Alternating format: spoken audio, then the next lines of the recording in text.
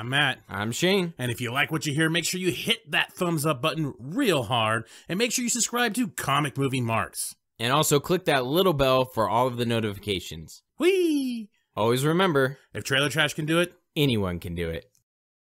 hello and welcome everyone to another Comic Movie Marks video. Today we are going to give you our spoiler-filled review, as much spoilers as we could put in this, of Mission Impossible Fallout, the 6th installment of the franchise. It is out, it is here, and we are going to review it. Hell yeah. Well, we had to, right? As we talked about in our non-spoiler in our car with our crackling and smackling, we had to talk about this because, yeah, Henry Cavill's in it, and the mustache heard around the world. Had to be talked about, right? It had to be. We had to see what the big deal is about this goddamn mustache. Why was it so intrinsical to the story of Mission Impossible? Other than the fact that it flows well in the wind, I don't know what it does. Yeah. If you haven't checked out, even if you've seen Mission Impossible, check out our non-spoiler review. I think it's pretty hilarious. It's us in a car. It's our third attempt.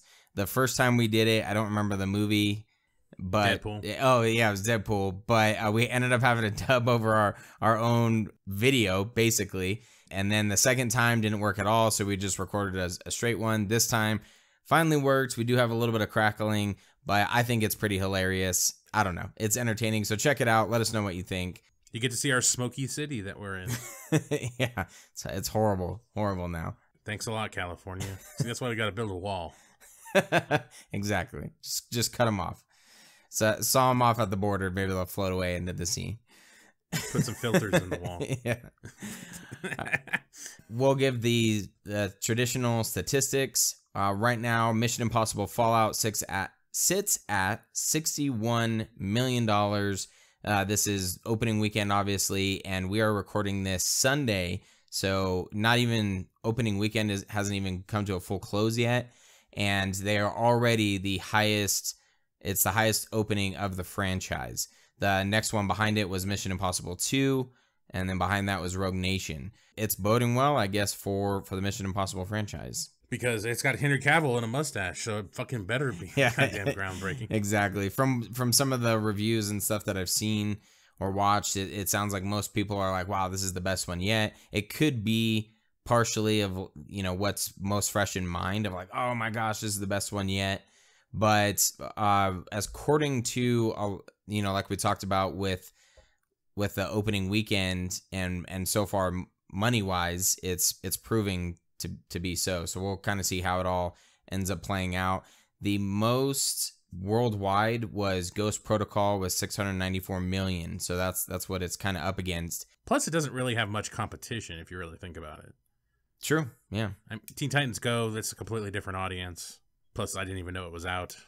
So, How dare you? I honestly, I didn't even know it was out, to be honest. I thought it was, I didn't even know that was coming out this year, let alone it was out now already. But it's a different audience. There's not that much in theaters right now. Summer movie season is always it tends now to be towards the beginning of the summer and almost into spring now. That's when they seem to kind of ramp up a lot of their production, a lot of their movies anyway that they want to put out at that time. And then usually by the end of July and August, things kind of whittle out a little bit, kind of dwindle down. It makes sense that it'd be doing well right now because it's really the best movie in theaters. Yeah, absolutely. Lack of competition, I guess. Fuck Ant-Man. If anyone cares, Rotten Tomatoes, 97% critic, 93% audience score, so not a whole lot of discrepancy there. Average user rating, 4.5 out of 5. Audience score, and 8.4 out of 10 critic. The wonderful critic consensus: fast, sleek, and fun, Mission Impossible Fallout lives up to the impossible part of its name by setting yet another high mark for insane set pieces in a franchise full of them. What's with the fun? Whatever. I guess it was fun, but I don't know. There was a lot of moments in there where I wouldn't necessarily be like, yay, wee. Yeah. It was more like, damn, shit.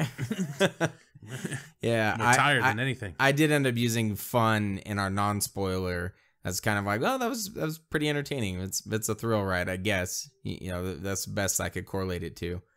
So. Yeah, but we're two schlubs in a car. We're not getting paid to run a fucking multi-million-dollar website. Yeah, true. And use it. And use a dumbass word like fun. But yeah, best you could come up with is fun. IMDb 8.5 out of 10. Metascore 86. All right, so let's get into those spoilers. Let's talk all the spoilers that are going on in this spoiler movie. Mission Impossible spoiled the movie. The movie itself, again, I was talking about the cinematography of this.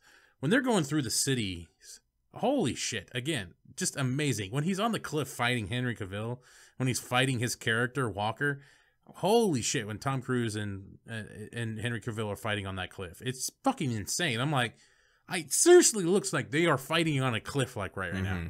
The panning shots, the sweeping shots. I haven't seen a cliff look that good since Ace Ventura Pet Detective 2, When Nature Calls. All right, when he's on the side of the mountain. That's true. That's very true. that comparison caught me off guard for a second, but I'm like, you know what? You're right. You know, you could put somebody's eye out with that thing. It makes complete sense. Everybody loves a slinky. Everybody loves a slinky. Can I do it again? But anyway, I mean, those panning, it is kind of bad that the panning shots did remind me of Ace Ventura, but when he's sweeping the mountain. But man, I just thought the movie looked fantastic. And I was just like, wow, I don't get it. I don't get how a movie like that, like the helicopter scenes, the chase scene, it looks great. Yeah. Like, I don't know do they got two copters really swinging around there? Like, how much is that green screen? How much is that, like, some practical, some green screen? Like, I can't tell. I could not tell one freaking bit if there was any green screen in this movie, to be honest. I can't think of any. I think they did a fantastic job and kind of almost, I don't know if it's borrowed. I'm sure other people have done it, but similar, the praise that I always give Man of Steel for chopping the CGI and the actual actors and set pieces together, and it works perfectly. I think that's exactly what they did in this. I'm really glad I kept up a little bit, obviously because of the mustache, of kind of things that were going on, and we're well aware that Henry Cavill he was in a helicopter at one point, and he did the helicopter stunt. I believe it's where he's like kind of hanging out and he's shooting the gun, is in an actual helicopter. And then we know that Tom Cruise broke his ankle. I believe it was in the jumping, when he's jumping across buildings. So yeah, when he's trying to catch up to Henry Cavill's character. Yeah. So we know that there are actual sets that, or not sets. They are on location filming these specific parts. And I'm really glad that I knew that going into this, because then, as you said, it really makes you wonder what's real in this. We know that Cavill is in a helicopter at some point. So do they really have helicopters moving back and forth and they're filming them? And it did such a fantastic job at really blending everything together. You can't tell. It looks so realistic. The only time that I can recall in the entire movie where I was like, okay, that's CGI, is when the helicopters are ones rolling downhill. That's the only time that it looks CG. Everything else, to me, I was like, holy shit, this looks fantastic. And it was hard. I was really trying to pick out what was fake and what was real because of what we knew before. I know his mustache wasn't CG in this one. I know that for sure. It looked real anyway. Again, the movie overall, the setup of the storyline, I thought was really nice. The twist on the twist on the twist was what we were talking about in our non-spoiler, where Shyamalan would blow his load all over the screen. There's literally the part where Ethan Hunt and his team and one of the Baldwin brothers, Eric, or I don't know which one it is, Alan. Wait, whatever. One of the Baldwin brothers, yeah, that guy, Baldwin. Yes. He's there, and then you got, of course, Cavill's character, and there's like all this, like, oh, well, we're gonna continue with the plan. We're gonna knock out Baldwin's character. It was Alec Baldwin, by the way, and Baldwin, his character was Alan Hunley. Okay. Yes. And then, of course, there's the twist, because apparently these masks are so fucking great that they can convince anybody that it looks just like them. And then they got Henry Cavill's confession on there, and it's a twist on a twist. And the CIA woman that looks like Amanda Waller, she all of a sudden says that the Suicide Squad is going to come in and take it over and shit. That was my fake DC reference that I was making up, because that woman just looked like she could have been Amanda Waller. Yes. Like if she wanted to, she could have been an Amanda Waller. And then all of a sudden, they think they get turned on after their twist on top of that twist, and then Cavill's like, "Oh yeah, get him!" And then it turns out some of the operatives are working for him, so it's another twist. Right. I mean, it was a twist on a twist on a twist on a twist, and it was like, God damn, man, someone just went crazy on the ecstasy when they were writing this one down. They're like, "Oh yeah, and then this happens, and then this happens." Yeah, and they play this a couple times throughout the movie. They do the face reveal where they're peeling off the mask and it's someone else. They do that a couple times, which is kind of a Mission Impossible type scene. I mean, that's exactly what they've done over the course of 6 films at this point. So, but they do a great job. I thought it was great when Luther and Simon Pegg's character are like arguing over it. Simon Pegg's like, "Man, I always have to be the one who like wears the face or whatever." And then Luther kind of looks at him like, "Really?" Like I'm gonna do it. Yeah, big giant black guy, skinny little white guy. Yeah. And most of the people they're copying are skinny little white guys. It reminds me of Mask of Zorro from way back in the day. If you watch it, there's a part where they're all trying to say, "Oh, I'm Zorro," like the what's that other Spartacus. Spartacus. If any one of you is or ever was that masked man all dressed in black known as Zorro, reveal himself now. Silence, you old fool! I am Zorro! I am the man you want! I am the original! Liar! I am Anyone can see you are too dope!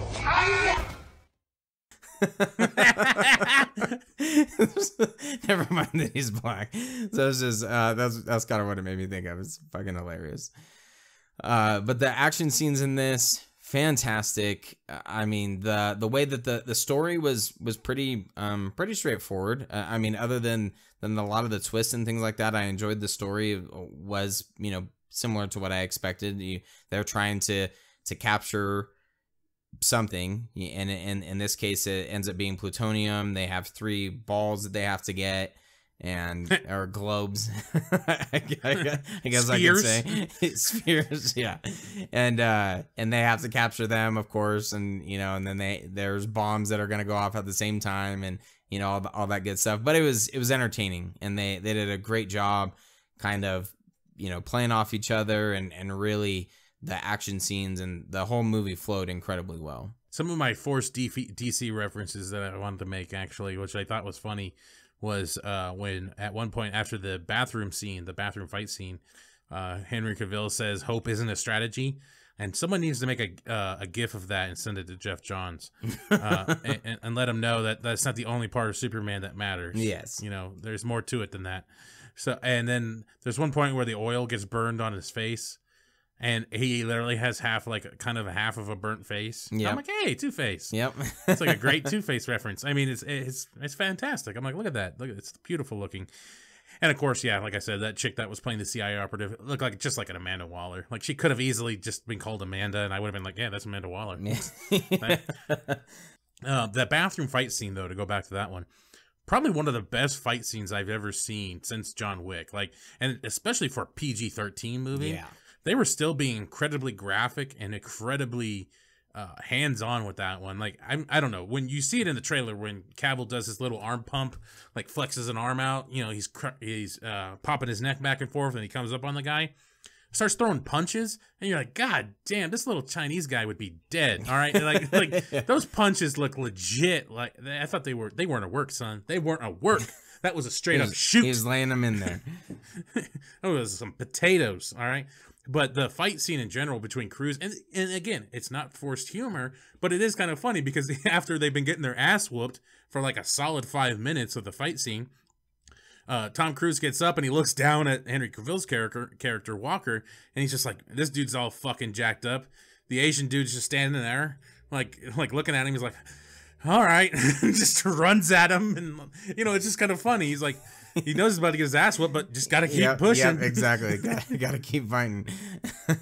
It was just subtle stuff like that. I thought was great. Yeah, I thought a lot of the humor really worked in this. It wasn't too overdone. In that same bathroom scene where Henry Cavill knocks out the guy, and at first Ethan Hunt, Tom Cruise's character, couldn't find the needle. He's like, where the hell's the needle? And then Henry Cavill goes, oh, we didn't need it. Or I didn't need it. And he knocked him out with the laptop. Well, he broke the laptop over the Asian dude's face. So it was just shit like that was hilarious. Like, he opens it up and it's cracked because he smashed it over the guy's face. So just stuff like that I thought worked really well. Talk about a little bit of the negatives. We talked about this briefly in the non-spoiler part, but the conveniences. Again, it's hard to say that a movie like this, and especially this genre, is always going to have some kind of conveniences. I think Shane put it well, and the non-spoiler was that, the technology is just good enough to get them by with some weird shit. It's just far enough along to do this and that. I don't know. Like, the broker chick, this White Widow, I think they were calling her. Like, that one was just like the biggest, like, pointless swerve / convenience of the movie to me.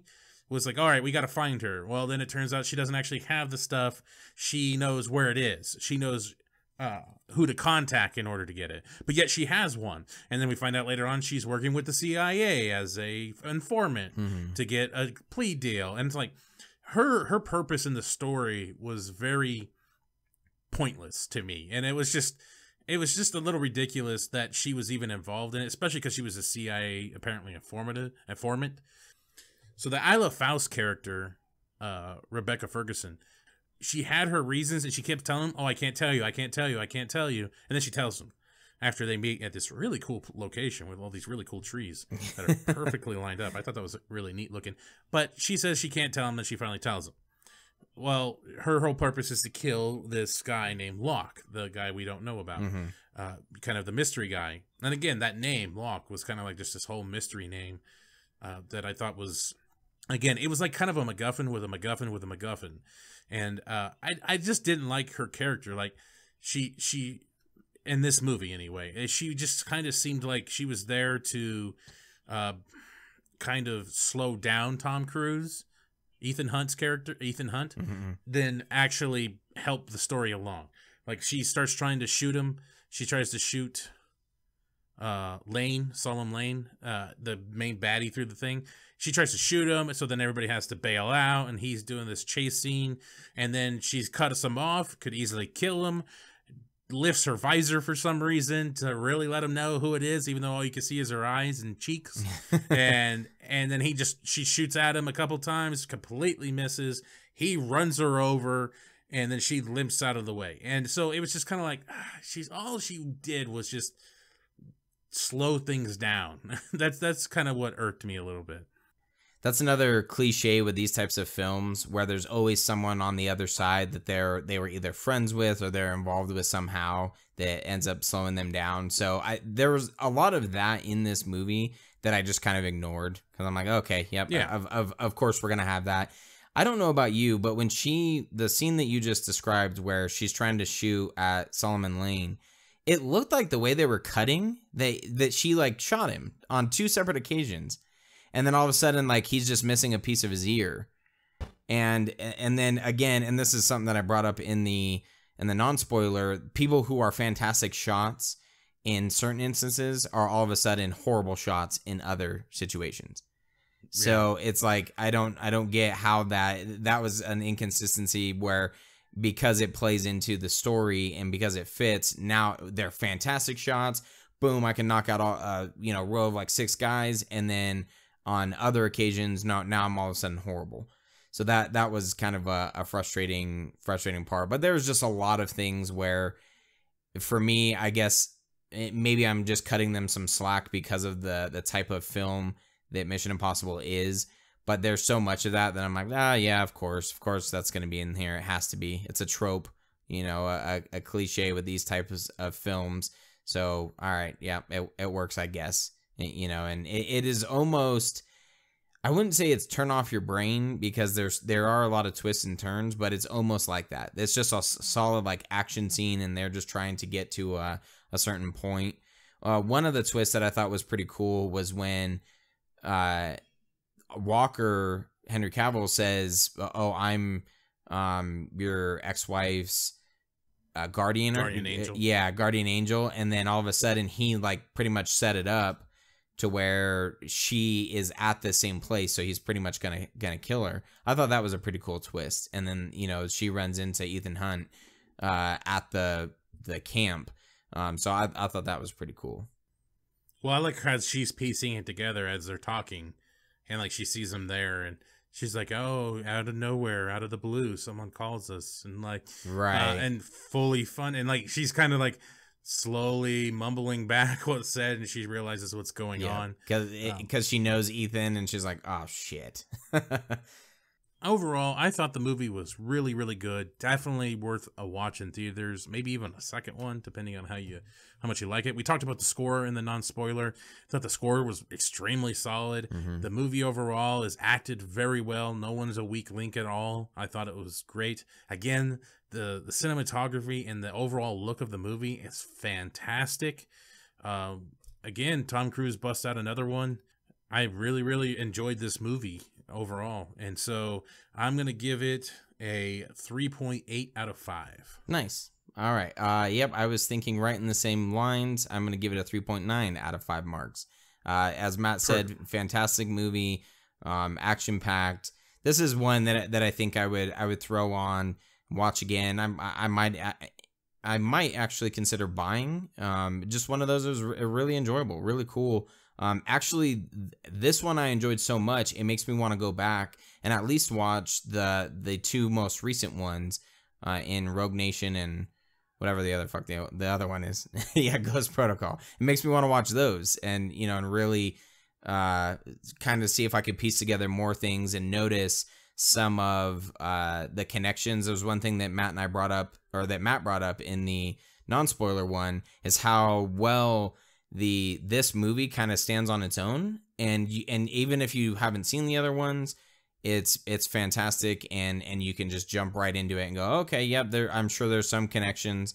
Obviously the Solomon Lane has been in some other films, and you know, all the characters, but if you haven't seen them, you can just watch this right away. And now I enjoyed this one so much, I want to go back and watch the other 2 and see if I can connect some things together. So that's going to conclude our spoiler talk about Mission Impossible. God damn, I want to call it Ghost Protocol. Mission Impossible Fallout. In case I don't see you, good afternoon, good evening, and good night. Congratulations, you made it to the end of the video. You're one of very few to make it to the end. Yes, thank you very much. Make sure you hit that like button and subscribe to Comic Movie Marks Podcast and hit the notification bell. You know, all these fucking YouTube channels say this shit, so I'm going to say it now. Yes, it's perfect. And if you want to hear our full podcast, you can check out our podcast on iTunes or any other podcast subscription service. Make sure you subscribe. Thanks again.